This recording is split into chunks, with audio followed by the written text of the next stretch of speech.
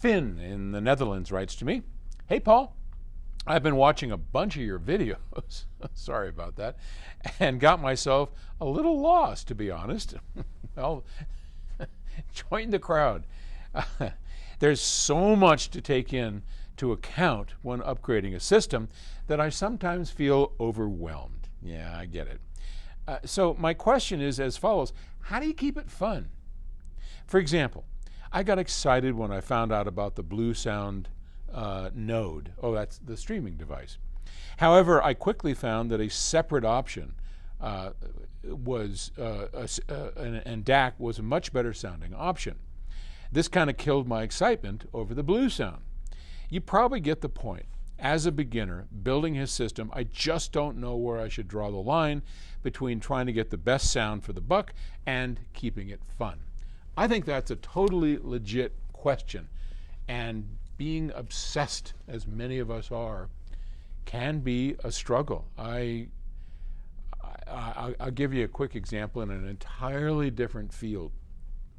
I very much love learning about all this new AI stuff, and image generation through AI to me is fascinating. How a computer can take an image that I give it, look at it, it's a computer, and figure out what is, not only what's going on, but what are all the subtleties in it. You can put it in like the Chat GPT and say, tell me about this photograph. And it takes it apart and says, there's a woman standing there and there's a field of flowers, and like, wow.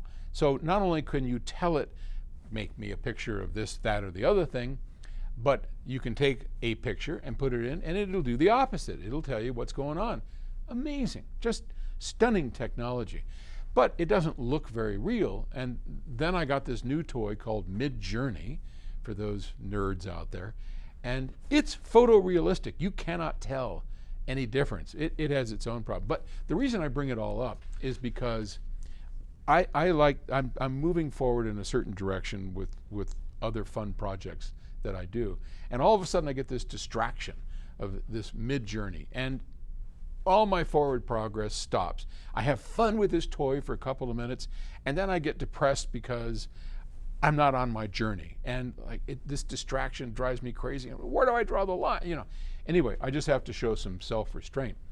And I think the same sort of thing applies to us crazy audiophiles, okay? If you have a system that is performing well, live with it for a while. Enjoy it. Get to know it as a friend, as something that is a pleasure point for you.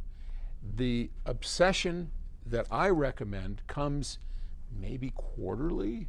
I don't know, pick something where you notice in yourself a restlessness, right?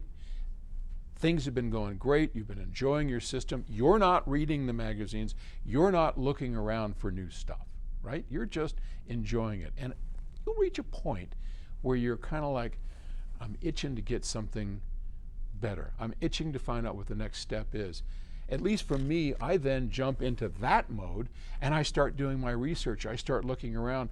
I'll buy the next piece of gear, and maybe that'll lead to another piece of gear, and I hook it up. Then I stop.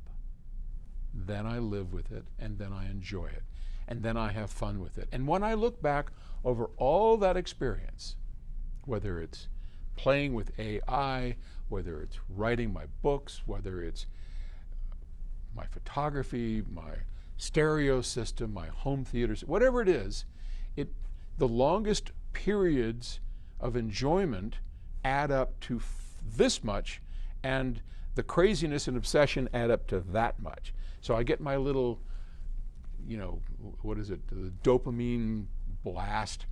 I do it in small increments, and then I let it settle in and rest. And I think that's the way to really enjoy that without getting so stale that it becomes boring and you drift off and go into something else. So, all right, kind of a convoluted answer, but I hope that helps. Good luck, Finn. Thanks.